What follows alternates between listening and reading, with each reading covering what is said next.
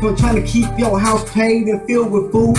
Once you look deeper and where you might see we brothers and sisters and our enemies. Our enemies comment it ain't just police. It's the top of the government 13 and me. Trying to kill millions while she first to sleep. I'm waking them up before we are deceased. Kill off the top, then we may live in peace. Give land back to natives and live by the chief. Give love back to nature, eat but rock and leave. No one will have money like we all live in cheap. But it's living without slaving for what we need. Peace, unity, no be living. Ooh, man. That's why I went to school. I've been working on like an album design for M1. He's releasing a new album with an artist from Italy, DJ called Bono. Let's see how that works out. But yeah, they've asked me to do something, so I've been working on that, and hopefully if they feel it appropriate for the album, they'll pick it. Yeah, and it's great building those connections. I could never have dreamed of interacting with people like that.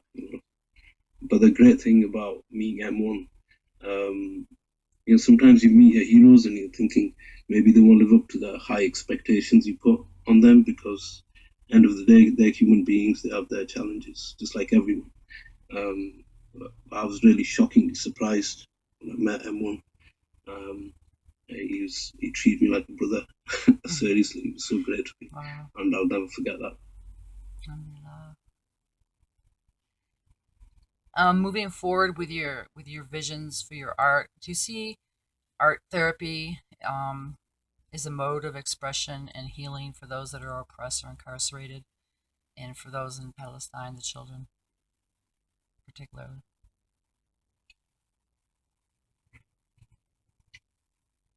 I wish it was. It's hard for me to say. I know I get many kind of personal messages and emails from people who kind of encourage and supported my work.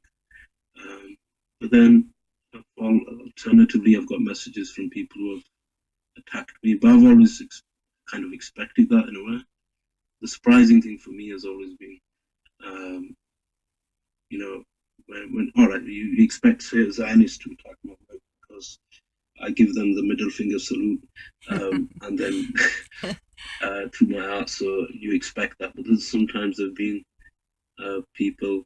That's me trying to be not using profanity. That's the best I could do, I'm afraid. But then you've got people who might support the cause but find my work maybe too resistance-based. I wish I could do beautiful flowers. Well, I can't. Then you're doing your job, right? If you're getting resistance from people. There'll always be haters when you're doing good work. That's my philosophy. Yeah, I suppose I've never understood this idea that we could begrudge someone the same opportunity we kind of afford ourselves. We afford certain rights to ourselves, but when the other people try to do that, we find a problem with that. Right. It's very strange. It is strange. It's sad too, actually. Yeah, very sad. Yeah. We all can't support one another.